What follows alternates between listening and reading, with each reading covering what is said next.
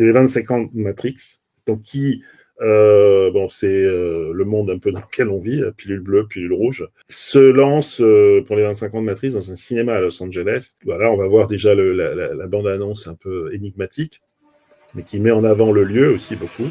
Unfortunately, no one can be told what the Matrix is. You have to see it for yourself.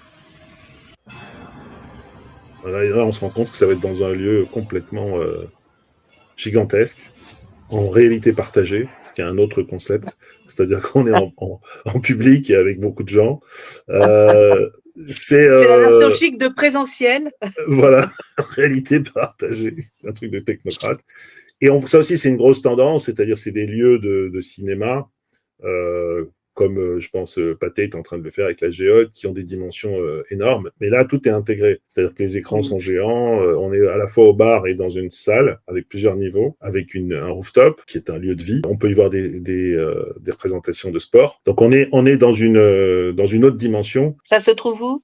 À Los Angeles. Je pense qu'avec la sphère, on commence à retrouver l'Amérique gigantesque, qui fait c'est une expérience, en fait. On va dans cet endroit pour tout vivre.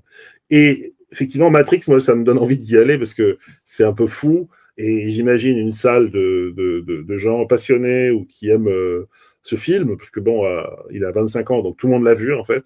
Donc, tu es obligé de réinventer une saga. Dans la saga, je crois que le 3 et le 4 ont été des échecs commerciaux, mais pour la marque et pour Warner, je pense que c'est une manière de faire vivre le catalogue, et je trouve que c'est une vraie leçon à la fois de distribution. Après, des lieux comme ça, à ma connaissance, il y en a qu'aux États-Unis. Je crois qu'ils sont en train d'en construire en Arabie Saoudite. Enfin, il y a des pays où il y a voilà, comme ça. Donc, je pense que c'est quelque chose qui est en train de se passer. C'est comme les Netflix House.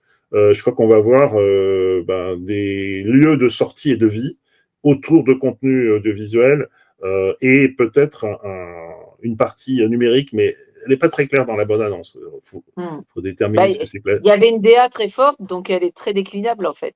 Voilà, et puis shared reality, c'est un peu le monde dans lequel on vit quand il pense. On n'est pas sûr que c'est vrai ou faux. Mais en tout cas, on est ensemble. Voilà, écoute, ça me rappelle cette blague Life, very good design, bad gameplay. Voilà, c'est ça.